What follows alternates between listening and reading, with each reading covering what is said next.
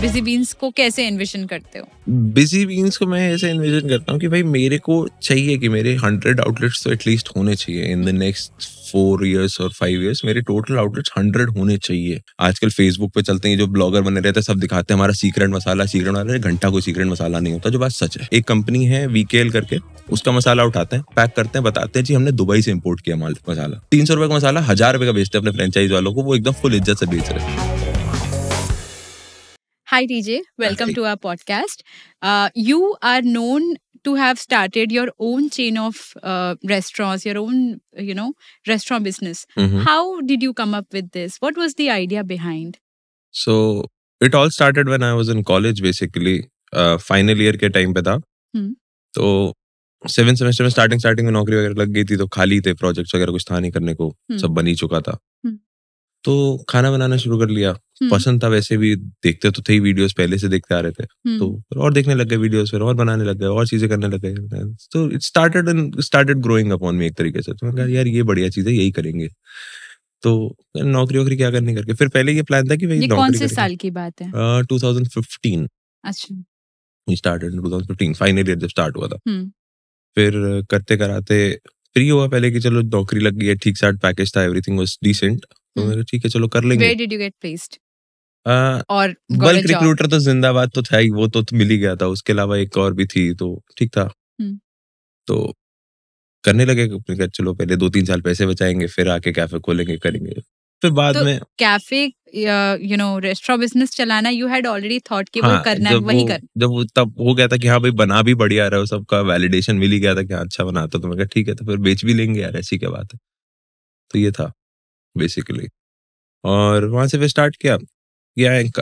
College खत्म हुआ, कानपुर आया, जो बीच में गैप था। कानपुर आके देखा यहाँ तो कुछ था ही नहीं काम। उस टाइम पे 2016 के अराउंड यहाँ पे ज्यादा ऑप्शंस ही नहीं थे ईटरीज के। तो मैं कहा यार ये तो बढ़िया यार, अभी कर लेते हैं, 3 साल भी रुकना क्यों, 3 साल में पैसे बचा के आएंगे, फिर करेंगे। वो फिर 3 साल स्ट्रगल करेंगे उसको काम को बढ़ाने के लिए, तो इससे अच्छा टाइम वेस्ट करने के बजाय कभी से कर लेते हैं। तो घर वाले ऑब्वियसली मना कर रहे थे कि भाई ऐसे कैसे, क्योंकि my family belong to had a decent business earlier. अच्छा काम था हम लोग का सबका। फिर वो बिजनेस के अपने अप्स एंड डाउन्स देखे हम लोग ने भी। मतलब रेस्टोरेंट बिजनेस नहीं था उनका, अपना कुछ और बिजनेस था। हम लोग का टिम्बर का काम था हमारा। हाँ जी। एंड अच्छा था हमारा बिजनेस वगैरह, सब कुछ टचवुड काफी अच्छा था।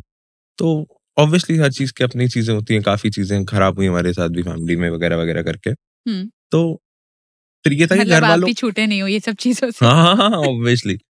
तो फिर घर वालों का ये हो गया था कि भाई बिजनेस तो नहीं कराना इस लड़के से, कुछ भी हो जाए ये बिजनेस नहीं करेगा, और कुछ भी बाकी करे तो। और मेरा हो गया था कि भाई बिजनेस ही करना है। तो इस बात पे हमारी चली 7-8 महीने कांस्टेंट आर्ग्यूमेंट्स, डिबेट्स चले। एक बार में घर वाले मेरे नहीं माने, दे वर स्ट्रिक्टली कि नहीं करना है। मम्मी अपने आप फॉर्म्स भर देती थी बैंक्स के, एसएससी के, इसके उसके, कि भाई जाके पेपर देके आओ, ये करो, सब। मैं तो बेसिकली बिजनेस ही नहीं करना है या रेस्टोरेंट बिजनेस नहीं बिजनेस ही नहीं करना, बिजनेस ही नहीं करना all together. Just do a good job, you capable enough, I was smart, I was intelligent, तो कर लो, बस यही करो, वो और कुछ नहीं करना है। सिंपल सीधी बात थी। तो लगा, मैंने तो फॉर्म्स भरवा दिए, पेपर क्लियर कर रहा हूँ, मैं जाके पेपर सॉल्व कर रहा हूँ, क्वांट वगैरह सब इजी थी। मैं जाके सॉल्व करता तो मैं जानबूझ के गलत मार्क करके आता था कि मेरा गलती से भी सिलेक्शन नहीं होना चाहिए। मतलब मेरे को चाहिए नहीं था कि मैं शॉर्टलिस्ट भी हूँ, तो मैं गलत मार्क करके आया हूँ भाई 2-3 बार पेपर में। पीपल एक्चुअली मरते हैं कि वो अच्छा खासा स्कोर करके आएंगे एंड दिल, यार जब करना ही नहीं था, want to get a good job, you did not want a job, करना ही नहीं था ना। अब मैं सॉल्व करके मैं कर रहा हूँ और मैं एक सीट खा जाऊं किसी और की, जो मेरे को पता है मैंने नहीं करना, तो फिर there is no point of doing that. गलती से भी अगर मेरा सिलेक्शन हो जाए, मतलब आई एम नॉट सेइंग कि हो ही जाता, बट गलती से भी अगर हो जाता तो किसी और का तो चला जाता ना मेरी वजह से। तो पॉइंट क्या था उस बात का, करना तो था नहीं इन एनी केस। तो जब आपने ये आइडिया सोचा तो were you looking out for, मतलब seeking inspiration from some idols, या लोगों को देखते थे, maybe some chefs या something like that, कुछ ऐसा नहीं? मैं मोस्टली YouTube वीडियोस देखता रहता था। आई was just engrossed in YouTube videos. Jamie Oliver हो गया, फूड बस कर एक शो चैनल था, ब्रदर्स ग्रीन ईट्स, ऐसे काफी सारे चैनल्स थे जो मैं सिर्फ देखता ही रहता था पूरा टाइम। मेरे को कुछ काम नहीं, मतलब या तो कोड करो या वीडियो देखो, यही चल रहा होता था पूरा। फाइनल ईयर किया यही है, तो बस तो वहीं से था कि हाँ ये करना है। यहाँ पे आके देखा तो भाई मार्केट बहुत खाली थी शहर की, कुछ था ही नहीं है कि यार यहाँ तो कुछ भी बेच लोगे तो बिक जाएगा। हाँ। तो चालू किया, तो पहले दिन से ही वैसे चालू हो गया। तो How did you come up with this menu that you had set initially? Okay, so Kanpur में शेक्स के कुछ भी अच्छे काउंटर्स नहीं थे, there was no decent place selling shakes. तो मैं कहा यार शेक्स तो बेचेंगे, तो शेक्स डाल दिए। सैंडविचेस अच्छे नहीं मिलते थे and I used to make good feelings with the sandwiches. मैं कहा यार सैंडविचेस भी बढ़िया बना लेंगे, तो सैंडविचेस शेक्स हो गए। एंड पास्ता क्या किया था यार, pasta was something, Maggi pasta एक डिश है मेरे आउटलेट की जो कि is very sales very much, and मेरे को भी नहीं पता वो बनी कैसे और वो ऑनेस्टली क्या कैसे बना रहे हैं। बस जस्ट घर पे एक बार ट्रायल किया और बढ़िया था यार, ये हाँ ये मजेदार है, तो ये बेचेंगे, तो करके बेच दिया वो। And it kind of grew on the city, तो बढ़िया रहा वो। और red sauce pasta white sauce pasta बस मेन्यू में डाल दिए थे just for the sake of it कि पास्ता है तो बाकी भी होने चाहिए करके डाल दिए थे। और कुछ प्लानिंग नहीं थी, इतना रैंडम आउटलेट तरीके से मैंने खोला था आउटलेट, बिकॉज ऐसा तो था नहीं कि I had some professional degree on the fooding industry और एनीथिंग। मेरे को बस ये था कि हाँ भाई बनाना आता है, बेचना है बस, और कुछ इसके बीच में था ही नहीं कुछ कहीं। मतलब it was sorted, nothing complicated कि मुझे एक पर्टिकुलर काइंड नहीं, ये चीज मैं बेस्ट कर सकता हूँ, तो इस चीज को मैंने एग्जीक्यूट कर सिंपल, ज्यादा एफर्ट ही नहीं डाला इससे ज्यादा कि भाई ये करना है वो करना है। और क्योंकि घर वाले मान तो रहे नहीं थे नैनी केस खोलने पे, पैसे थे नहीं खोलने के क्योंकि खुद का अपना I was doing something online, तो उसमें ठीक है I was earning good, but हाथ में तो उससे इनिशियली ऐसे था भी नहीं कि ठीक है पेमेंट्स आने थे ऑल दैट स्टफ। तो 8-9 महीने तो क्योंकि कॉन्स्टेंटली डिपेंड चल रही थी, घर वाले फॉर्म पे फॉर्म भरवा रहे थे नौकरियों के, जाओ। जब समझ में आ गया कि नहीं जाने वाला, आखिरी सबसे आखिरी ऑफर लेटर वो था, वो जो बल्क रिक्रूटर का था स्टार्टिंग में, वो आखिरी ऑफर लेटर भी चला गया कि भाई फरवरी में था, गए नहीं नौकरी करने। तो अब घर वालों को हो गया भाई इसने तो नहीं करनी इसको दे दो, हाँ इसको करा लो। तो मेरी दादी जी माँ जी ने मेरे को दिए पैसे थोड़े से। मैंने कहा, उन्होंने मुझसे पूछा कि कितने चाहिए मिनिमम बोल, कि मैं अपने से दूंगी, घर में और कोई नहीं दे रहा, मैं दे रही हूँ तेरे को, तू कर ले काम चालू। तो आई started with 1.6 lakhs. I just got that much. I started with that. कुछ भी आउटलेट का इंटीरियर नहीं कराया, कुछ नहीं कराया, छोटा सा टेक अवे का स्पेस था मेरा। बस मेरे को बोर्ड अच्छा चाहिए था, मैंने बढ़िया सा बोर्ड बनवाया, किचन का जितना बेसिक सामान चाहिए था मैंने उतना लेके I started. एंड 1 महीना लॉस पे गए हम। सेकंड मंथ में ये आपका आउटलेट, ये जो टेक अवे था, ये कहाँ पर था आपका? जानवी पान के पास में, तिलक नगर में, आलिनगंज वाली कॉलोनी थी, वहां पे था। तो वहां से हमने स्टार्ट किया था।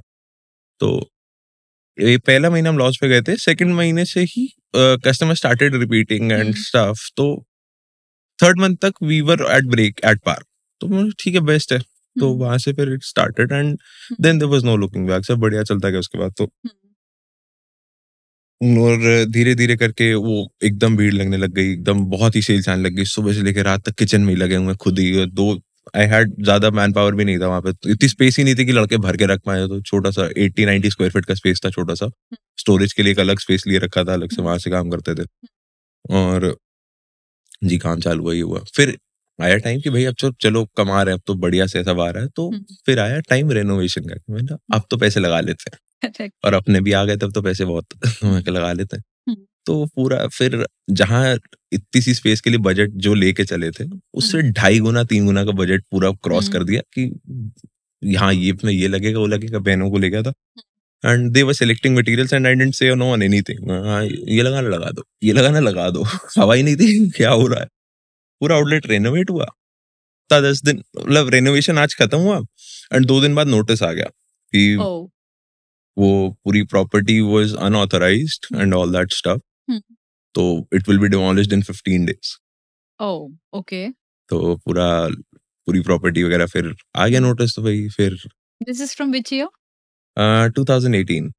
अच्छा, वहां पर टेंटेटिवली 2 साल? नहीं, आई स्टार्टेड इन 2017 अप्रैल। अच्छा। एंड 2018 मई में नोटिस आ गया था, 4 मई को नोटिस आया था एंड 19th मई को डिमोलिश हो गया था पूरा।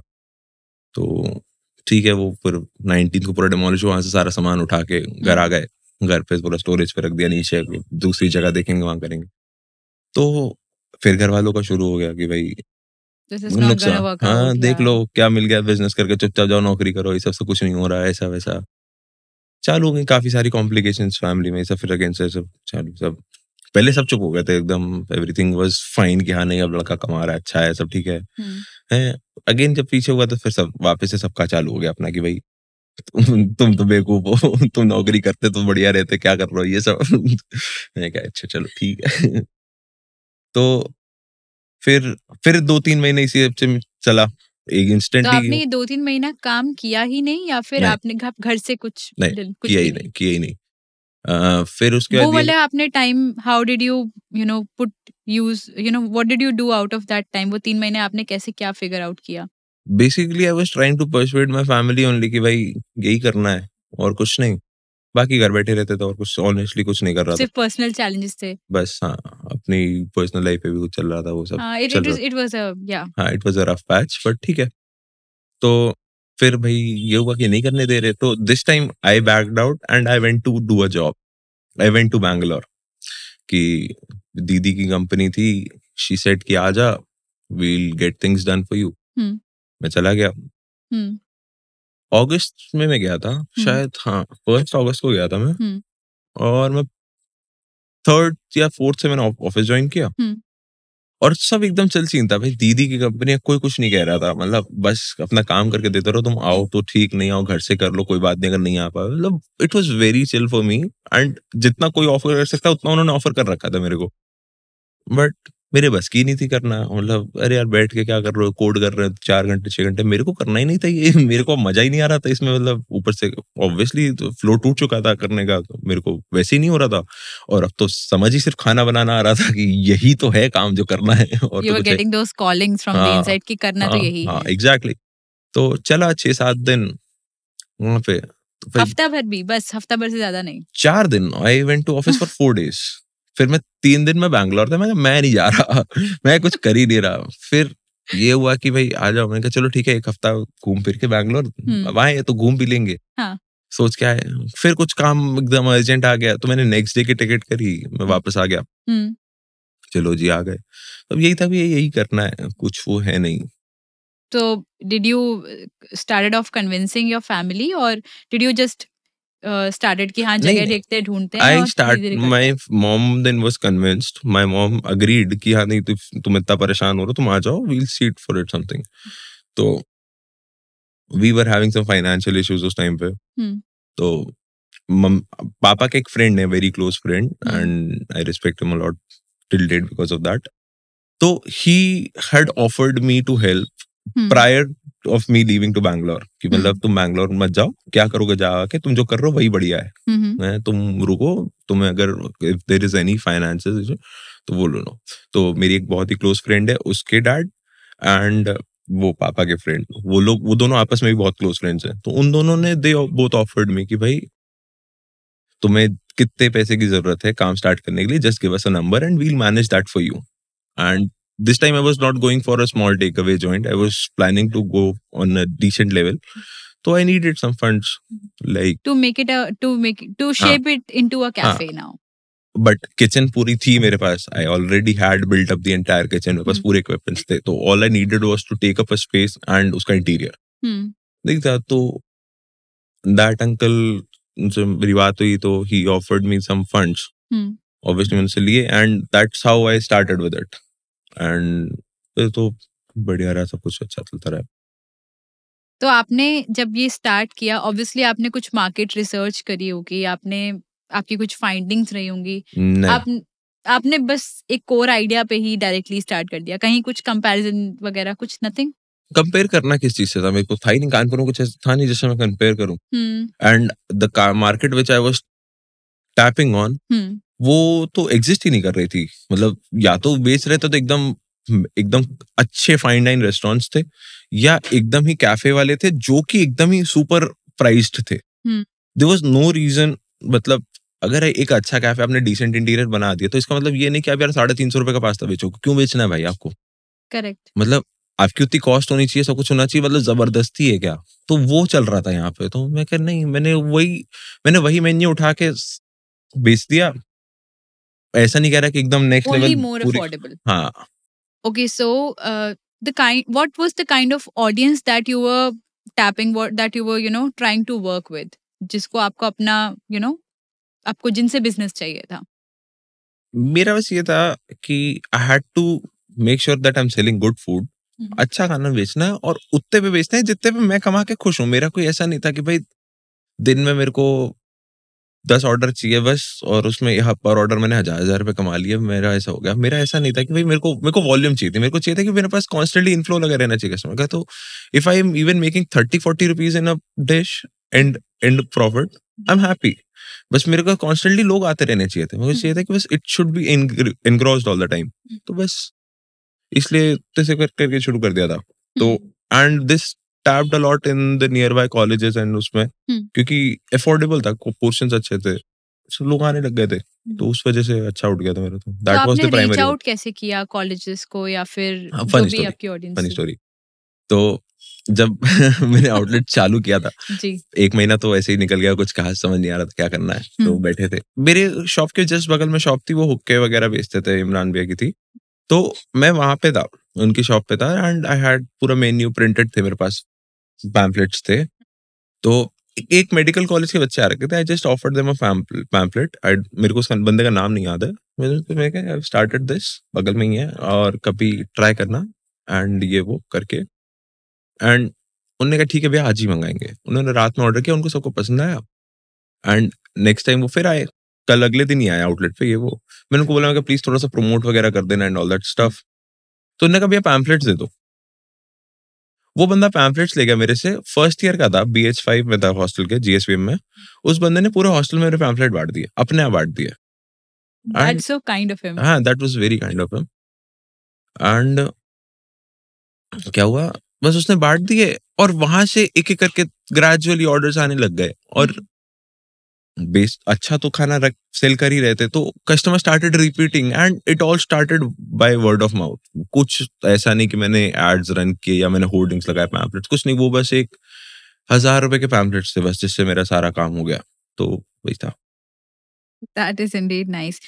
Now that you have set up your own base, आपने आपका आपने कैफे फॉर्म कर लिया, आपका कस्टमर रिटेंशन स्टार्ट हो गया, आपको आपकी ऑडियंस मिल गई. Now when it comes to maintaining the food quality, was it a challenge और how did you maintain that? क्योंकि Obviously it अभी was. जितने ज्यादा ऑर्डर्स आते जा रहे हैं उतना ज्यादा किचन में स्पेस, मतलब आप टाइम स्पेस सब कुछ मैनेज करना है. Tell us more about that. वो आप उसको कैसे करते आए हैं? When I started back in 2017, तो मेरा डे वन से था कि भाई I was not gonna be dependent on a chef. मेरा पहले दिन से कंसेप्ट ये था कि भाई मैं एक शेफ को हायर नहीं करूंगा, बिकॉज जितने भी आसपास के लोग थे जिनसे थोड़ा बहुत सुना भी था होटल इंडस्ट्री का, उनका सबका एक ही रोना होता था कि यार शेफ दर देते हैं, मतलब वो चला गया तो क्या करोगे, ये हो गया तो क्या करोगे, और अपने को जो खुद बनाना आता ही तो अपने को क्यों चाहिए था शेफ? सीधी सीधी बात थी। तो पहले दिन से मेरे घर पे 2 फ्लैट है, तो एक किचन को मैंने पूरी तरह इसको डेडिकेट कर दिया था कि भाई यहीं पे सुबह सामान बनेगा, यहीं से सामान जाएगा आउटलेट पे, और वो पहले दिन से पहले आउटलेट से यही होता आ रहा था कि भाई घर से सामान बन के जाता था, वहां मतलब सब स्टफिंग्स और सॉसेस प्रिपेयर होकर वहां पहुंचती थी, एंड उसको हम लोग यूज करते थे आगे। एंड तो क्वालिटी चेक पूरा था ही हमारे पास पहले से कि भाई खुद ही करके दे रहे हो। और फिर जब दोबारा चालू किया हम लोग ने आउटलेट्स वगैरह पे सब, जब 2018 में जब दोबारा से नया आउटलेट खोला तो ये हुआ, तो फिर एक फ्रेंचाइज की इंक्वायरी थी मेरे पास, एक मेरा फ्रेंड ही था, उसको चाहिए थी फ्रेंचाइज में, ठीक है, तो उसके साथ में फ्रेंचाइज चालू किया था। तो बेस था ही कि सप्लाई जब एक आउटलेट पे जा रही तो दूसरे पे भी चली जाएगी वैसे ही, तो वो वैसे ही जाती रही, तो स्टैंडर्ड्स मेंटेन रहे। दिक्कत यहाँ आई, मैं बोलूंगा नहीं कि मतलब सब बढ़िया चलता रहा मेरे आउटलेट पे, बट एक टाइम पे दिक्कत ये आई कि जब काम बढ़ रहा था, ये हो रहा था, तो मैं बाकी जगहों पे ध्यान दे रहा था। तो मेरे खुद के आउटलेट में जैसे मेरे खुद का जो पुराना स्टाफ था मेरे पास सब था, अब देश उन लोगों को पता नहीं क्या चढ़ गया, तो भाई नहीं ध्यान दे रहे ढंग से, तो आप बस स्पेस तैयार करके दे सकते हो, वहां पे मिक्सिंग एंड में स्टाफ ने ही करनी है। वो अगर पहले तो ये था, जब तक नहीं था इतना काम तो खुद किचन में रहते थे तो दिखता था कि क्या हो रहा है, अब इधर जाना उधर जाना है, 50 चीजें हैं, तो आप नहीं खड़े हो सकते किचन में सुबह से लेकर रात तक, इन एनी केस आप कुछ भी कर लो। एंड तो वहां पे थोड़ा सा फकअप होना शुरू हुआ बीच में, बट ठीक है, अब बाकी बस उसको कैप्चर कर लिया, संभाल लिया, समझ जाए। अब आपने अभी मेंशन किया कि आपने फ्रेंचाइजी एक फ्रेंड के साथ में स्टार्ट कर दी। फ्रेंचाइजी मॉडल क्या आपने पहले से सोचा था कि ये सब चीजें होंगी? हाउ डिड यू लाइक आपने कैसे सोचा कि इसको आप मैनेज कैसे करेंगे या क्या इन्विजन करेंगे? What was tell us more about it. Honestly इतनी कोई प्लानिंग थी नहीं। ये था कि हाँ फ्रेंचाइज करना है क्योंकि this is the new thing, हाँ। फ्रेंचाइजिंग, क्योंकि 2014, 15, 16 के अराउंड से हम्म। सब every brand was coming into franchising and stuff and I was reading about all this. तो मैंने कहा यार ये बढ़िया है, मतलब this is the way to expand. क्योंकि अगर, और एक मेरा फ्रेंड है उसने मेरे को ये बात बोली थी, उसकी भी एक चेन है रेस्टोरेंट्स की, उसने एक बात बोली थी, कह रहा है यार अपने 10 रेस्टोरेंट खोलने का फायदा नहीं है, इससे अच्छा फ्रेंचाइज पे चलाओ ना। हर आउटलेट से तुम कुछ पैसा कम कमाओगे, वो बात ठीक है। फ्रेंचाइज में ऑब्वियसली आप उतना नहीं कमा रहे जितना वो सामने वाला खुद कमा, आप आपका खुद का कमाओगे फ्रेंचाइज से। बट कह रहा है यार कम कमा लो, सुखी का तो कमाओगे। ऐसे जितने आउटलेट ज्यादा हैं उतनी सिरदर्दी ज्यादा बढ़ती जाएगी। सही ऐसे बात है। फ्रेंचाइज है तो franchise owner has to handle the operations. हाँ, बेस किचन, सप्लाईज और स्टाफिंग वो हमारी सिरदर्दी तो है ही है ना, इन एनी केस उतना दैट इज मैनेजेबल। बट अब कहो कि ऑपरेशंस आके यहाँ देखें जी सुबह यहाँ ये नहीं हो रहा वो नहीं हो रहा, तो वो हर आउटलेट पे आप इन एनी केस कभी ह्यूमनली पॉसिबल नहीं होगा। That's right. And no matter how expensive staff you hire, no matter what ever you do, staff आपका काट ही देगा कभी ना कभी। दैट इज अ फैक्ट, मतलब सीधी बात है, दैट इज अ फैक्ट। आप कुछ भी कर लो, आप अपना अपने घर की रजिस्ट्री भी उसके नाम कर दोगे ना, वो भी तब भी 6 महीने बाद आके काट देगा आपने दी का है। ठीक है, तो वो स्टाफ तो स्टाफ रहेगा हमेशा। चेन बिजनेस के चैलेंजेस यूजुअली क्या आते हैं? मतलब एक लोग करते हैं चेन बिजनेस, एक्सपेंशन अच्छा है, ब्रांडिंग अच्छी होती है, नाम अच्छा होता है, profits obviously they add to it, challenges भी होते हैं। What are Obviously, those? Tell us more about obviously. It. And challenges ऐसे होते हैं जो लोग को सोच भी नहीं सकते, लोग प्लान भी नहीं करते, सोचते भी नहीं है। आज की तारीख में आप कोई भी नया रेस्टोरेंट खुलता आ जाए ना, मतलब अभी मैं कह रहा हूँ निकल जाओ आप, जिसने रेस्टोरेंट अभी 15 दिन पहले खोला होगा उससे बोलोगे ना जी फ्रेंचाइज चाहिए, वो कह रहे हाँ ले लो। अरे कैसे ले लो भाई, पहले अपना तो चला लो। है क्या मतलब, ये चल रहा है आजकल फंडा, मतलब जरा सा किसी रेस्टोरेंट चला है, हाँ फ्रेंचाइज फ्रेंचाइज, कैसे बेच रहे हो, क्या मतलब, what are your operations, what are. तो ये जो इतनी फ्रेंचाइजेस बिक रही हैं, फ्रेंचाइज इंडिया खोल लो या जितने भी पोर्टल से फ्रेंचाइजेस के, आप स्क्रॉल करते करते थक जाओगे, इतने ब्रांड्स इस समय इंडिया में। That's right. एंड आधे ज्यादा ब्रांड्स की वर्थ भी नहीं है फ्रेंचाइज की, चाहे वो फ्रेंचाइज फीस, आधे ज्यादा लोग फ्रेंचाइज फीस नहीं लेते, आधे लोग कह रहे हैं हम रॉयल्टी पे काम नहीं करेंगे, आधे लोग कह रहे हैं हमारी फ्रेंचाइज फीस 15 लाख रुपए उधर। तो ये कुछ तो फर्क होगा ना इन सब में। जो फ्रेंचाइज फीस कम ले रहे हैं या कुछ नहीं कर रहे, उन लोग को क्या रहता है कि भाई बस फ्रेंचाइज बिक जाए हमारी, हमारा एक और बोर्ड का ठप्पा कहीं और खुल जाए, उसके बाद क्या हो रहा है जी, हमें क्या लेना देना है। स्टाफ एक बार दे देंगे, ये कर देंगे, सब कुछ फ्रोजन पे चलाएंगे या कुछ भी उनका है ही नहीं यूएसपी, तो उनकी फ्रेंचाइजीज फिर चल भी नहीं सकती। सीधी बात है, नहीं चल सकती। जब आप एक रॉयल्टी नहीं ले रहे, आप कुछ नहीं ले रहे, आप कुछ, आप पे डिपेंडेंसी नहीं है फ्रेंचाइज ओनर की, फ्रेंचाइज ओनर की आप कोई भी प्रॉब्लम नहीं सॉल्व कर रहे हो, तो आप फ्रेंचाइज किस बात की दे रहे हो। अगर मैं फ्रेंचाइज लेने गया, मतलब मान लीजिए सपोजली मैं फ्रेंचाइज ले रहा हूँ किसी ब्रांड की, तो मेरे को तो ये चाहिए ना कि अगर मैंने फ्रेंचाइज ली तो भाई मेरी सिरदर्दी कम होनी चाहिए।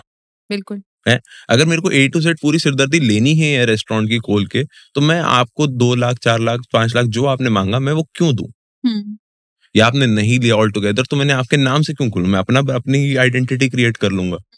तो ये क्या मतलब है, ये लोगों का चल रहा होता है बहुत ज्यादा, जिसका कुछ है नहीं कि स्टाफ को सिखा देंगे, स्टाफ ऐसा कर लेंगे, स्टाफ आपको दे देंगे, अपना बनाता रहेगा, कुछ वही नहीं है।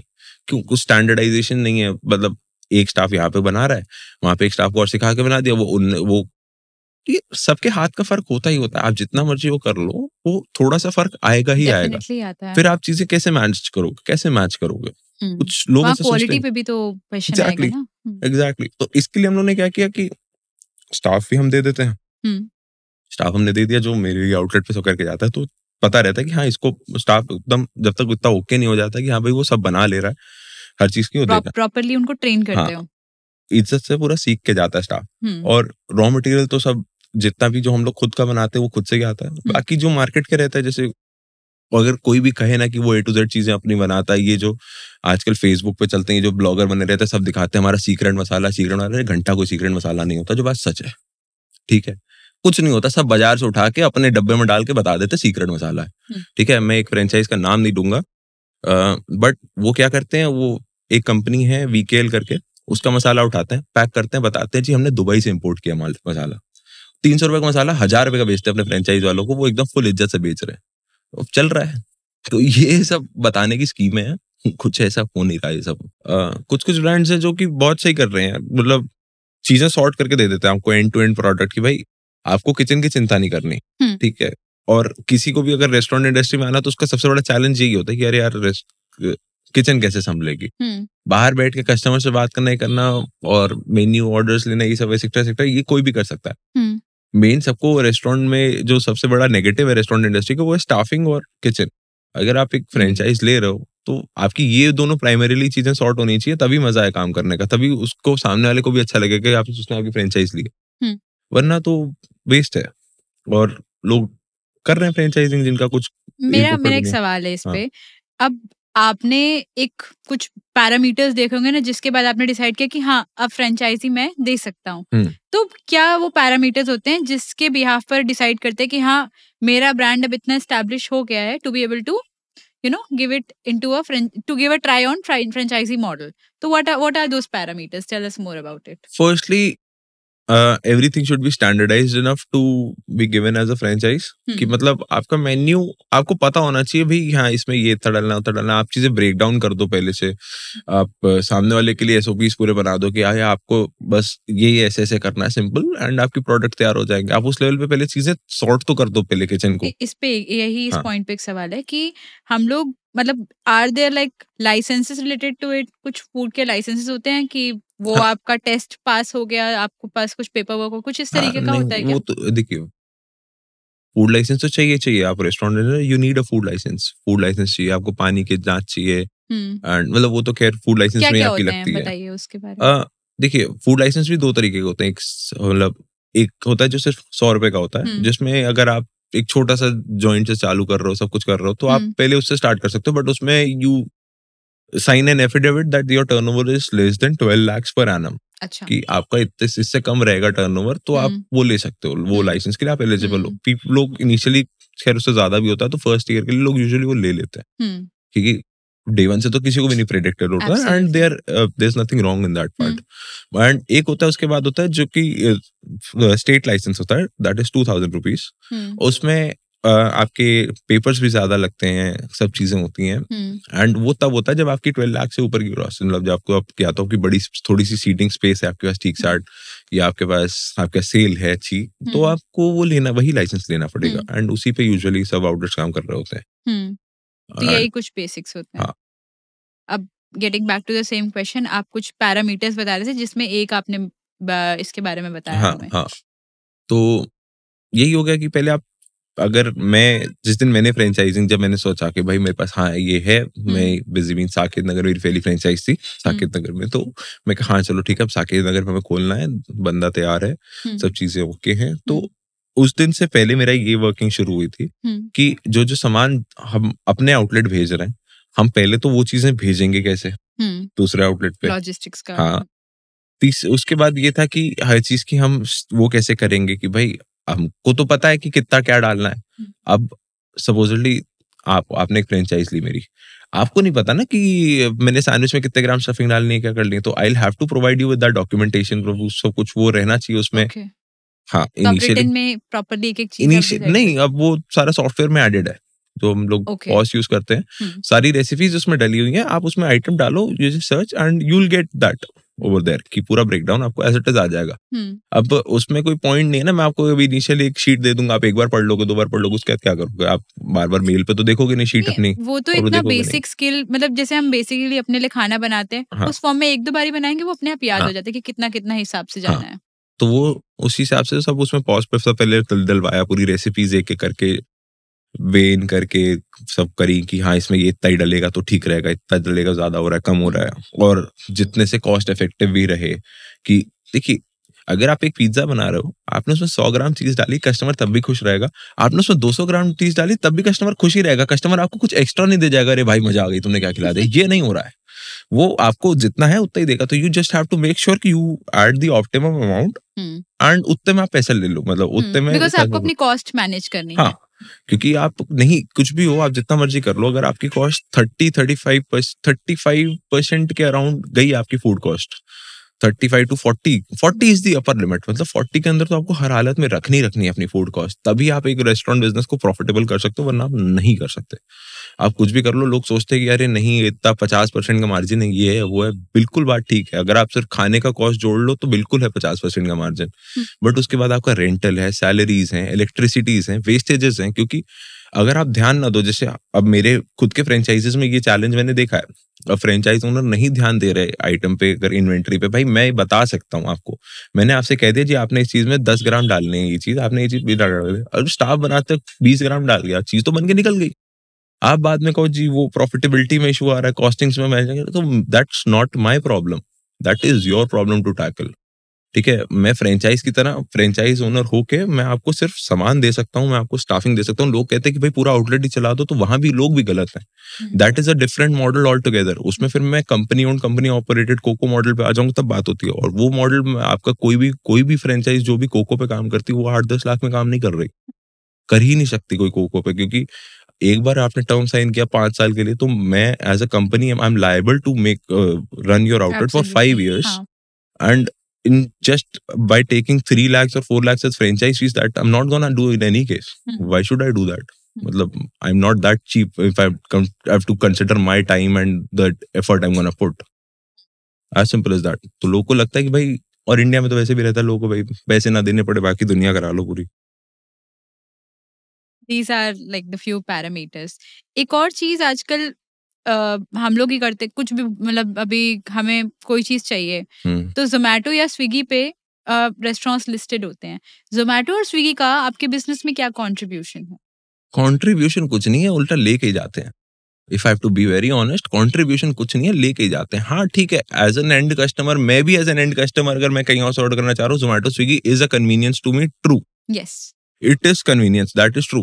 But initially, when Zomato Swiggy started, Swiggy was at 5% commission. Zomato, when I signed Swiggy, I was at 5% commission. When I signed Zomato, I was at 10 or 15, 11% commission, maybe, if I remember correctly, 10 or 15, तो सब ऐसे कुछ था. What is it today? Today, it's 22 plus GST on Zomato and 24 plus GST on Swiggy. Swiggy increased? Yep.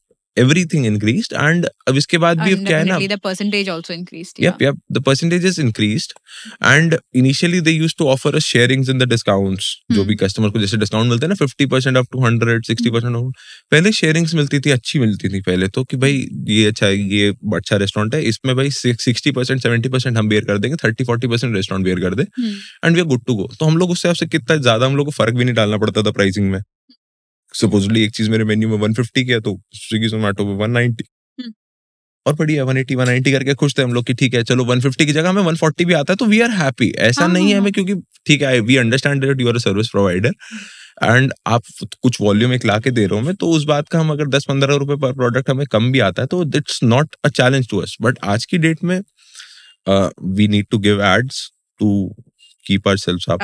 आप जितनी मर्जी rating हो, मेरी रेटिंग 4.8 है जोमेटो पे, बट अगर मैं एड्स नहीं रन करूंगा तब मेरे ऑर्डर्स नहीं आएंगे। एप्स मतलब ads within these apps, okay. And और अगर मैं डिस्काउंट्स नहीं दूंगा तो मेरे ऑर्डर पक्का नहीं आएंगे। मतलब एड्स के बिना तो शायद हो सकता है आ जाए, बट डिस्काउंट नहीं रन किया तो, क्योंकि इंडियन कस्टमर की जोमेटो स्विगी ने मेंटालिटी इतनी खराब कर दी है डिस्काउंट के नाम पे कि भाई अरे इस ऑर्डर रेस्टोरेंट पे डिस्काउंट नहीं, कुछ और देख लो। क्योंकि भाई अगर मैं पास्ता बेच रहा हूँ, मैं मानता हूँ कि ठीक है अच्छा है, तो मेरे से थोड़ा सा अच्छा मतलब 19 होगा 18 होगा, बट और भी रेस्टोरेंट से बेच रहे ना, ऐसा तो है नहीं कि मैं दुनिया से कुछ अलग लाके तो मैं बेच नहीं दे रहा इन एनी केस। अच्छा बेच रहा हूँ वो बात ठीक है, बट ऐसा तो नहीं वो अच्छा विजिबिन से मंगा रहे, डिस्काउंट नहीं लगा, अरे 200 का पड़ रहा है, अरे यहाँ से मंगा लेते हैं, अरे इसका भी ठीक होता है 130 का पड़ रहा है, यहाँ से मंगा लेते हैं, वो हो जाएगा चट से, 10 रुपए में जो है ना वो चट से हो जाएगा, वो आप कुछ भी कर लो, वो आप नहीं रोक सकते उस चीज को।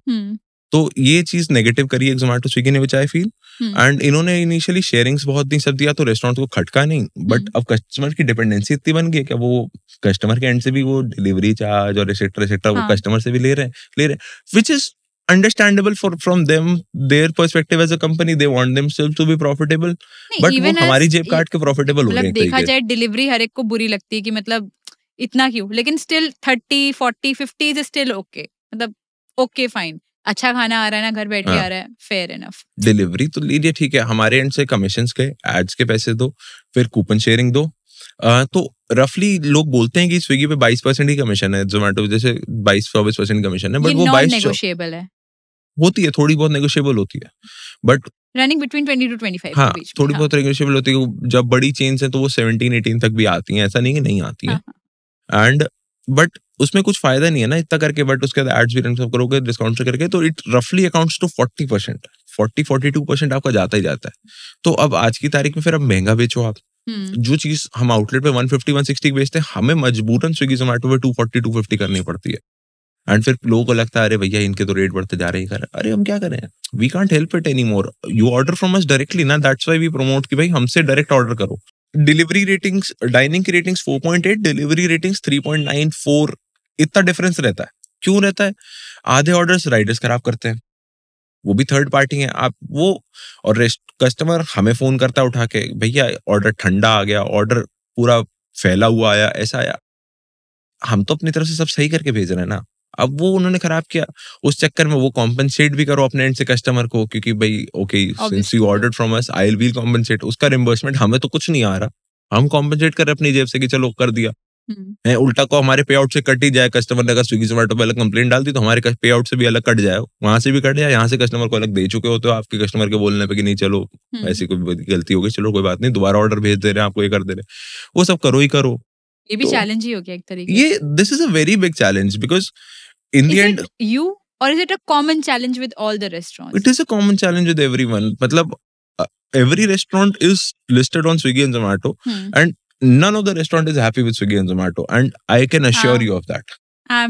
एब्सोल्युटली वो हाँ, खाने का तब तक जो है ना, वो एक तो जब तक वेटिंग पीरियड में जो है ना, मन तब तक खत्म हो जाता है कि नहीं we don't want to have it anymore, जब तक आता है तब तक it is not that hot या whatever, it is not the and same there's delicious. this thing कि मल्टी ऑर्डर्स वाला थिंग, ऑब्वियसली वो चाहते हैं कि एक राइडर से मल्टीपल ऑर्डर्स उठवा लें। अब एक राइडर को एक बार में 2 रेस्टोरेंट से ऑर्डर लग गया। पहले वाले रेस्टोरेंट ने जी 15 मिनट में ऑर्डर बना के दे दिया कि भाई मेरा ऑर्डर बन गया, आप लेके जाओ कस्टमर को दो, और वो कस्टमर के पास 15 से 20 मिनट में पहुंच जाना चाहिए। अब वो राइडर दूसरे रेस्टोरेंट में पहुंचा हुआ है, वहां पता लगा ऑर्डर ही बनने में 35 मिनट लग गए। अब वो बेवकूफों की तरह वहां बैठा हुआ बेचारा, उसकी क्या गलती, but he is just sitting there waiting for the order. अब उसको वो ऑर्डर मिलेगा तो पहले ऑर्डर को तो बने हुए 50 मिनट हो गए, और फिर वो 25 मिनट बाद डिलीवर होगा, तो 80-90 मिनट बाद कुछ खाना बन के डिलीवर होगा, तो आई नो आप कुछ भी बना लो, वो ठंडा होके वो टेस्ट करेगा ही नहीं, इट विल वो नॉट बी द करेगा ही सेम नहीं वो डिलिशियस। या that- अच्छा, ऐसा भी है कि स्विगी एंड जोमेटो आपसे मतलब कुछ कमिट कर दे कि इतनी सेल्स देंगे या इतना नहीं, कुछ ऐसा कुछ नहीं होता है? there's no commitment, nothing. बस उनको ये है कि भाई पहले एड्स देते रहो, आप ये करते रहो, अपनी विजिबिलिटी पूरी रखो, मतलब आपके अगर आउटलेट बंद हो रहा है, आउटलेट कैंसिल हो रहा है, उनको ऑर्डर कैंसिल हो रहा है, they have a problem with in everything, and whatever you don't do in compliance with them, आपकी विजिबिलिटी उस हिसाब से इफेक्ट करती रहेगी। आपने जी पता लगा मैं 10 दिन कुछ बिजी था, मैंने आउटलेट में कुछ काम पड़ा, मेरे को कुछ भी अपने पर्सनल काम पड़ा, मेरा आउटलेट जहां 12 बजे खुलना चाहिए तो वो 1 बजे खुला। अब या तो मैं उनको पहले से इन्फॉर्म करूं कि मेरी ओपनिंग टाइम्स चेंज कर दें, कौन कर रहा है इतना, किसका इतना टाइम है, अब नहीं करा तो जी आउटलेट देर से खुलता रहा, वो आपकी विजिबिलिटी कम हो गई जी, एक हफ्ता आपने ऐसा कैसे, ये वो विजिबिलिटी ओवरऑल नीचे आ जाएगी, रीच कम हो जाएगी आपकी, ये हो जाएगा, वो हर चीज छोटी छोटी चीजें इफेक्ट करती हैं। अब दैट्स देयर वे टू मतलब बेसिकली रैंक रेस्टोरेंट्स अपनी, क्योंकि अब कोई भी स्विगी जोमेटो भी खोल दो, स्क्रॉल करते करते थक जाओगे, इतने तो रेस्टोरेंट खुलते जा रहे हैं। क्लाउड किचन का फंडा जब से शुरू हुआ है, हर घर में एक रेस्टोरेंट है। एब्सोल्युटली, इतनी छोटी छोटी चीजें होती हैं, एंड लाइक एक restaurant business is not that easy to run. हर तरफ कुछ ना कुछ लगा रहता है, all of it leads to stress definitely. How do you manage that? I don't think on it. Obviously, there is a lot of stress. I don't I say mean, कि there are मैं vendors calling, there's shortage of supply, or there's something or the other going on. There's customers, then kitchen में कुछ ना कुछ हो रहा है, then there's wastage. How do you handle wastage?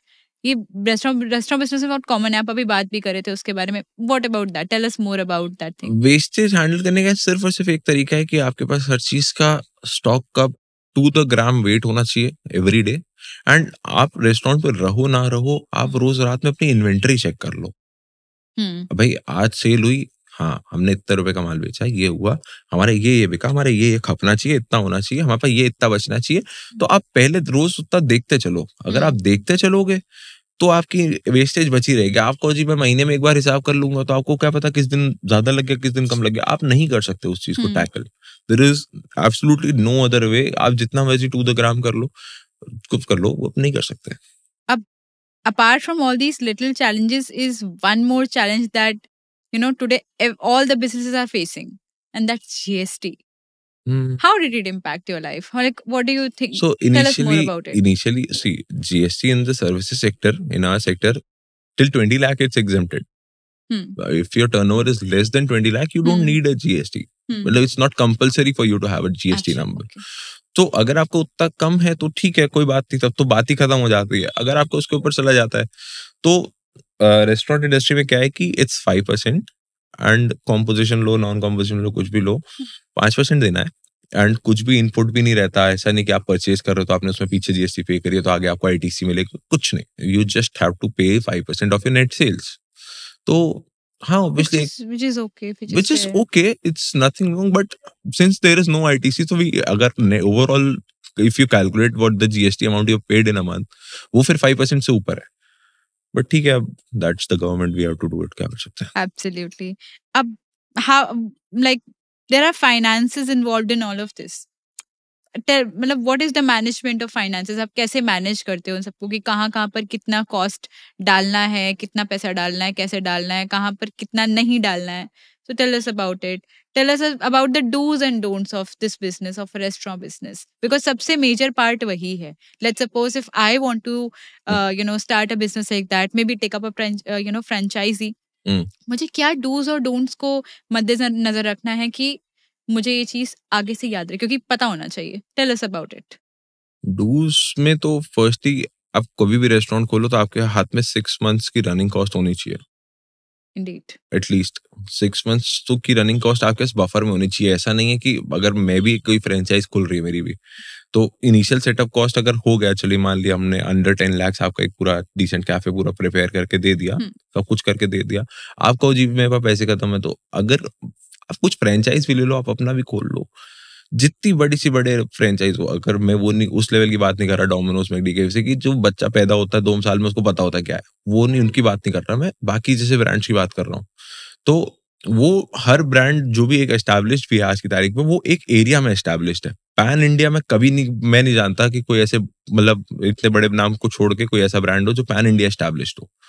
आप यहाँ पे भी जैसे कुछ भी खुलता है तो ठीक है, वो बाकी जगहों पे एस्टैब्लिश्ड हो, यहाँ के लिए नया है वो, तो यहाँ चलाने के लिए उसको यहाँ पे अपने आप को मार्केट करना ही पड़ेगा और यहाँ पे उसको अपने आप को लॉसेस सफर करने ही पड़ेंगे. ऐसा नहीं है आप जितना मर्जी अच्छा खाना बेच रहे हो, 1 महीना 2 महीना तो आपके प्रमोशंस में निकल जाएंगे ना, कस्टमर को बुलाने में. बिल्कुल. आपको ऐसे थोड़ा ना होगा कि खोला, अरे अरे अरे ये खुल गया तो पूरा शहर आपके पास लाइन लगा खड़ा हो जाएगा. ऐसा नहीं हो रहा कभी भी. तो वो 2-3 महीने तो आपको बफर रखना ही पड़ेगा और 2-3 महीने में आपको समझ में आ जाता है कि आपका आउटलेट चलने वाला है नहीं चलने वाला, जो एक फैक्ट है. 3 से 4 महीने मैक्सिमम है कि अगर आप सही से देख रहे हो तो आपको पता है कि चलने वाला है. सिंपल, अगर आपका कस्टमर रिटेन हो रहा है, आपको वो चेहरे दिख रहे हैं बार बार आते हुए, तो आपका आउटलेट चल जाएगा. क्योंकि रिटेंशन एक बार चालू हो गई तो वो जो कस्टमर रिटेन होता है वो अपने आप वर्ड ऑफ माउथ से बताता भी है, वो और 2 लेके भी आएगा. तो वो रिटेंशन आप जितना बढ़ाते चले जाओगे आपका आउटलेट का, आप उतने जल्दी हिट कर जाओगे मार्केट में. तो retention is by keeping the patience, by letting the cost flow, और इज इट लाइक आप कॉन्स्टेंटली क्वालिटी और 10 चीजों पे मार्केटिंग पे काम कर रहे हो, क्वालिटी पे काम कर रहे हो, वेस्टेजेस पे काम कर रहे हो? Retention will only happen if the food is good, that is it. Retention is the मतलब का एक लौता रीजन है कि खाना अच्छा है या तो और एस्थेटिक्स अच्छे हैं. ऑब्वियसली हाँ, ये दो लोग वाइब के लिए आते हैं. हाँ, अच्छे खाने अगर के लिए वाइब आते हैं. बहुत ही ज्यादा अच्छी, खाना एवरेज भी है, लोग फिर भी आ जाएंगे. हाँ, अगर आप एक कोर कैफे तो की खाना बात ही है करो, हाँ, ऑब्वियसली. और अगर वाइब एकदम नेक्स्ट लेवल है कि इससे अच्छा आउटलेट पूरे शहर में नहीं होगा और खाना आपने ऐसा खिला दिया कि बंदे ने खा के कह दिया कि ये तो बकवास है, तो आप हीरे भी लगा दो आउटलेट पे, बंदा देखने नहीं आएगा दोबारा. बंदे क्या करना, आपने हीरे लगा रखे हैं. बिजी बीन्स को कैसे एनविजन करते हो? बिजी बीन्स को मैं ऐसे एनविजन करता हूँ कि भाई मेरे को चाहिए कि मेरे 100 आउटलेट्स तो एटलीस्ट होने चाहिए इन द नेक्स्ट 4 years और 5 years. मेरे टोटल आउटलेट्स 100 होने चाहिए, ठीक है. और उसके लिए मैं ये सोचता हूँ कि भाई मैं इतना करके दूंगा हर फ्रेंचाइज पे. हाँ, इनिशियली मैं ये नहीं बोलता कि मैं डे 1 से इतना करता आ रहा हूँ हर फ्रेंचाइज पे कर दूंगा. मैं आई वोंट लाई, मैं ही नहीं कह रहा, बट ठीक है, अपनी चीजें कर करके सीखता है बंदा. और मैं इतना मैं सीख चुका हूँ कि मेरे को इतना पता है कि आज की तारीख में अगर मैं किसी भी फ्रेंचाइज पे जिससे भी डील कर रहा हूँ, यूपी कर रहा हूँ, तो उनको कुछ भी अगर प्रॉब्लम है तो आई एम देयर. ठीक है, कुछ भी है मेरे को बता दो, I will see to it. ऐसा नहीं कि मैं किसी और को बोलूँ को देख लेगा, नहीं, आप मेरे को बताओ, देन आई विल सी मेरे को क्या करना है. ठीक है, सप्लाईज की कुछ हो रहा है, ठीक है, सब हर चीज को सॉर्ट करते चल रहे हैं. मैन पावर इतनी सॉर्ट करते चल रहे हैं कि भाई आप इनिशियली स्टाफ दे दो, तो फ्रेंचाइज वाले स्टाफ हायर कर लिया, एक दिन रैंडम उठे, आपको पता लगा पूरे लड़कों ने आपस में बनाया, कल गायब हो गए सारे के सारे, आप क्या कर लोगे? मेरे साथ हुआ ही है। ओके। अगले दिन मेरे साथ पूरे स्टाफ ने कह दिया भाई हम काम नहीं करेंगे, नेक्स्ट डे बोल दिया, and okay. I was just left alone. There is nothing you can do about it, and ये चीज is a very common practice and challenge in the restaurant industry, क्योंकि स्टाफ है वहां पे बना, अरे यार नहीं यार वो नहीं आने, आओ चलो एक ऑफर आया, हमें तो ऑफर मिल रहा है वहां पे, हम तुम्हें भी लगवा देंगे, तुम भी लग जाना साथ में, आओ चलते हैं वहां पे, सबको ज्यादा पैसे मिल जाएंगे, ये है वो है, बात करके नेगोशिएट करके मैंने डन कर ली सबके लिए जी, सब उठे चले गए। आप क्या कर लोगे उस चीज का? कुछ नहीं कर सकते आप। उसके लिए हम लोग इतना सॉर्ट करके रखते हैं कि भाई अपने पास बफर में 1-2 लड़के एक्स्ट्रा रख के रखते हैं पूरा टाइम, जिसको हम लोग से कि वी मतलब gradually we are trying to get this in completely in the system, कि 2-3 लड़के हर वक्त एक्स्ट्रा पड़े रहे, मतलब जिनको हम साथ में आउटलेट से काम करा रहे, कुछ करा रहे हो, तो एट रैंडम किसी भी आउटलेट में कुछ भी काम आ जाए, कुछ भी हो गया, तो स्टाफिंग आपकी सॉर्टेड रहे हमेशा। क्योंकि पैन इंडिया कहीं से भी, अगर हम पैन इंडिया किसी भी आउटलेट, कहीं पे भी आउटलेट खोलने की बात करें, तो 24 to 48 आवर्स में आप कहीं भी पहुंच सकते हो। अभी total number of franchisees Busy Beans की अभी इस समय कितनी है? Currently we are running 7 outlets as of today, and अभी हमारा लखनऊ में एक आउटलेट खुल रहा है, भोपाल में एक आउटलेट खुल रहा है, तो वी आर कॉन्स्टेंटली। और कौन सी सिटीज में है अपार्ट फ्रॉम जस्ट कानपुर में है, अभी उरई में एक आउटलेट है, एक राजस्थान भिलवाड़ा में है, एंड अभी भोपाल और लखनऊ आ ही रहा है, तो ये 5 सिटीज में हमारी प्रेजेंस हो जाएगी। That is nice indeed. Okay, let's talk about the COVID scenario. How did it affect your business? How tough was it? Or whatever. काफी ज्यादा इफेक्ट था उसका कोविड का, तो आई रिमेम्बर 21 मार्च को शायद लॉकडाउन हुआ था, ऐसे कुछ भी मार्च में जब जैसे ही लॉकडाउन हुआ, तो ठीक है चलो, पहले तो 10-15 दिन कुछ गाइडलाइन ही नहीं थी रेस्टोरेंट खोलने की, तो रेस्टोरेंट खुल भी नहीं रहे थे, तो रेस्टोरेंट सब एकदम शट डाउन पे ही थे हम 15 दिन। फिर पता लगा कि हम एसेंशियल्स में आ रहे हैं तो हम खोल सकते हैं रेस्टोरेंट, हम लोगों ने चालू किया, डिलीवरी चली, स्विगी जोमेटो से चालू किया हम लोगों ने काम। तो इनिशियली तो हमारी डिलीवरीज वगैरह अच्छी चली, आई वोंट से कि एकदम ही नेगेटिव था सब। For the first 10-15 days 20 days हमारे पास ऑर्डर्स अच्छे आते थे ऑनलाइन, कि सब लोग घर बैठे हैं, तो ऑब्वियसली ऑर्डर वॉल्यूम भी बढ़ गया था एंड बिजनेस अच्छा आया था हमारे पास। And but all of a sudden there was this case, one case which happened in Delhi. वो एक डोमिनोज का डिलीवरी वाला बंदा था, एंड उसको कोविड पॉजिटिव निकला, एंड उसने जिस घर पर डिलीवरी करी थी, लाइक 20-30 घर 40 घर जिसमें डिलीवरी करी थी, वो सारे घर बंद करा दिए गए थे। मतलब वो क्वारंटीन वाला चीज करा दी गई थी उन सब घरों पे, जिसने जितने भी उसने 2-3 घरों में दिन में डिलीवरी करी थी लास्ट, सब क्वारंटीन कर दिए गए। उसके बाद ऐसा हुआ कि मतलब जैसे मान लीजिए आज उस एक न्यूज से एक दिन पहले तक जैसे 70 ऑर्डर 80 ऑर्डर एक दिन के थे, अगले दिन 5 ऑर्डर बचे। वो इतना तेज वो गिरा, और वो फिर गिरा रहा वैसे ही। वो अप्रैल मिड में गिरा एक बार, और फिर अप्रैल मिड से लेके जून एंड तक या जुलाई मिड तक वॉल्यूम एकदम ही खत्म थी सेल्स की, थी नहीं, people were not eating outside, and that was for a fact. और फर्स्ट लॉकडाउन में तो लोगों को भाई वेकेशन भी मिल रही थी, लोगों को मजे आ रहे थे भाई, कभी डलगोना कॉफी, कभी ये कभी वो, घर पे सबके चल ही रहा था, तो रेस्टोरेंट से क्यों मंगाएंगे, सबको मजा आ रही थी, आज हम ये बनाएंगे, आज वो करेंगे, तो वो तो पार्ट था ही था। तो बट सितंबर तक आते आते चीजें नॉर्मलाइज होना शुरू हुई, थोड़ा सा सितंबर मिड से we were back in the business full fledged, sales आने लग गए थे, सब रिटर्न्स अच्छे आने लग गए थे, वापस चल हो गया था, ये था। एंड फिर सेकंड वेव आई, सेकंड वेव में फिर यही हुआ, जैसे हुआ कि भाई लॉकडाउन हो रहा है, फिर 2-3 महीने एकदम से सेल घुसी, 2-3 महीने वो पूरे गए। उसके बाद फिर ग्रेजुअल आते आते मतलब ओवरऑल दोनों साल 2020 और 2021 दोनों साल 5 से 6 महीने कोविड पूरे बिजनेस ले गया था एक तरीके से। तो बेसिकली आपने जो बाकी के 5 से 6 महीने बिजनेस किया, वो पिछले 5 से 6 महीने का बेसिकली लॉस रिकवर किया। तो that was the turnaround basically. There was no profit, it was just your break even point.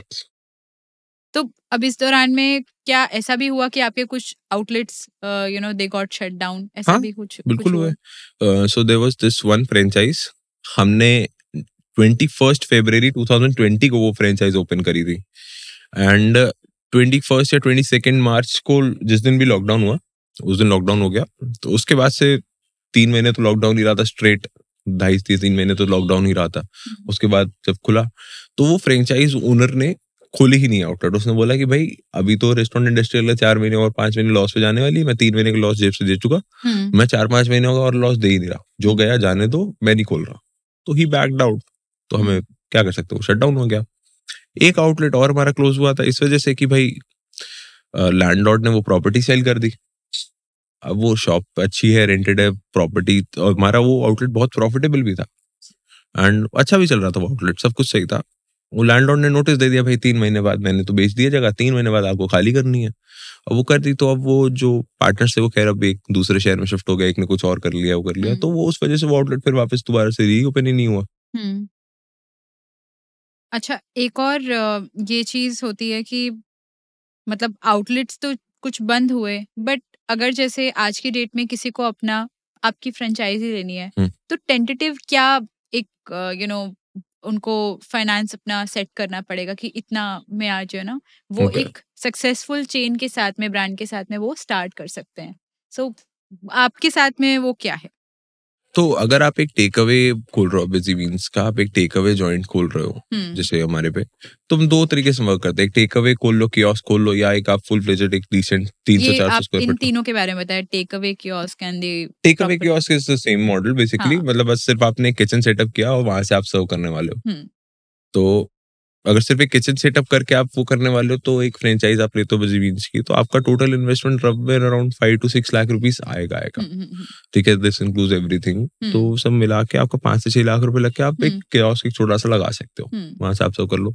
और अगर आप एक डिसेंट 15-20 लोग की सीटिंग का कैफे बना के like 400 square feet of space और सब करोगे, तो that will somewhere reach up to 8 to 9 lakh rupees.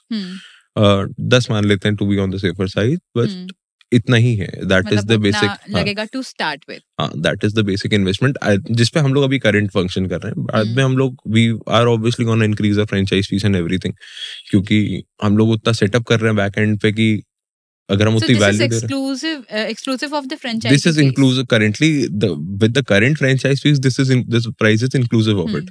But आगे जाके will be increasing our Obviously, franchise fees obviously. obviously, and because we are putting that much money on the infra on the back end, तो Right. वो तो फिर होगा।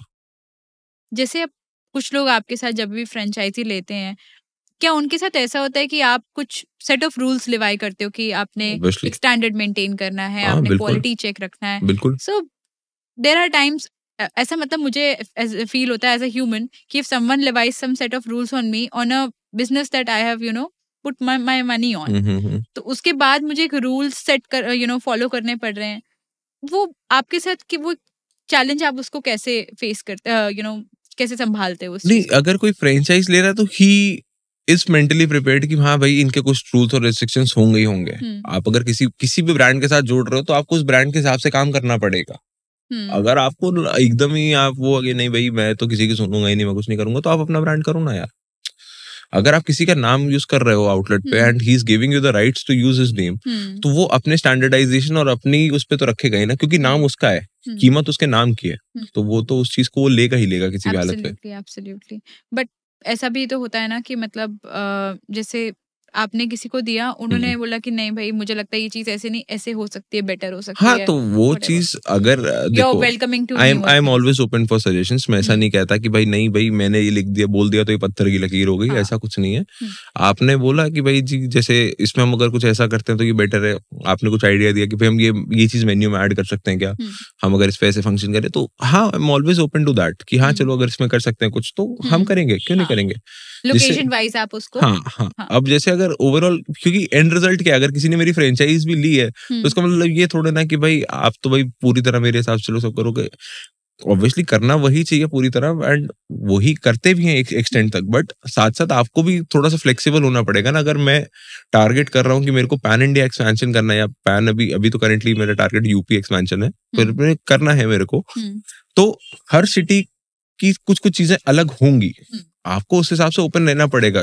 मान लीजिए there is this thing जो कि कानपुर में बहुत ज्यादा बिकती मेरी, वो पता लग रहा है जी राजस्थान में बिकी नहीं रही, राइट है ना। कानपुर में ये एक प्रोडक्ट है जो इतना बिकता ही नहीं था, राजस्थान में भाई दिन के 20 ऑर्डर उसी प्रोडक्ट के हैं। तो वो चीज हमेशा एक वेरिएंस रहेगा, तो you have to be prepared for that and to function accordingly, तभी आप कर सकते हो। ऐसे नहीं है कि यही है करो जो करना है।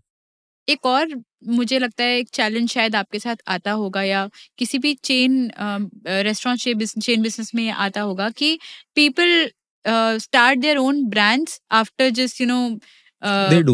they replicate your dishes, they They start do. Of with their own brand, आप उसे कैसे टैकल करते हो? बिकॉज कहीं ना कहीं वो आपको डिफेम करते हैं उसमें, या आपके लिए प्रॉब्लम्स क्रिएट करते हैं, वो आप कैसे टैकल करते हो? बिकॉज लॉन्ग रन में वो आपके विजन के लिए आपको इम्पैक्ट कर रहा है, नहीं? नहीं कर रहा, नहीं कर रहा, ठीक है, दिस डज हैपन, ये लोग करते हैं, ठीक है, आपसे सीख लिया, ये कर लिया, क्योंकि आप जितनी मर्जी चीजें आप खुद बना रहे हो, ये कर रहे हो, नथिंग इज रॉकेट साइंस। अगर मैं कहता हूँ ना कि भाई मैं ये सॉस अपनी बना रहा हूँ, तो उस सॉस से रिलेटेड रेसिपीज 100 पड़ी होंगी यूट्यूब पे, बिल्कुल बिल्कुल ट्वीक करके आप एग्जैक्ट सेम नहीं बनाओगे, 19 बनाओगे, 18 बनाओगे, वो बन तो जाएगी। बन मैं ये जाएगी, कभी हाँ। नहीं कहता कि भाई जो मैंने बना दिया वो तो भाई तुम कैसे बना लोगे, राइट। नहीं, वो है ही नहीं। बट लोग करेंगे भी ये चीज, आप जितना मर्जी कर लो, फ्रेंचाइज किसी ने ली, आगे जाके वो करेंगे। आपका जब तक टर्म है, मान लो आपने इनिशियली 5 इयर्स के लिए साइन किया कॉन्ट्रैक्ट, सब टर्म है, वो 4-5 साल उसने कुछ नहीं किया, उसने शराफत से काम किया, 5 साल बाद क्या करोगे?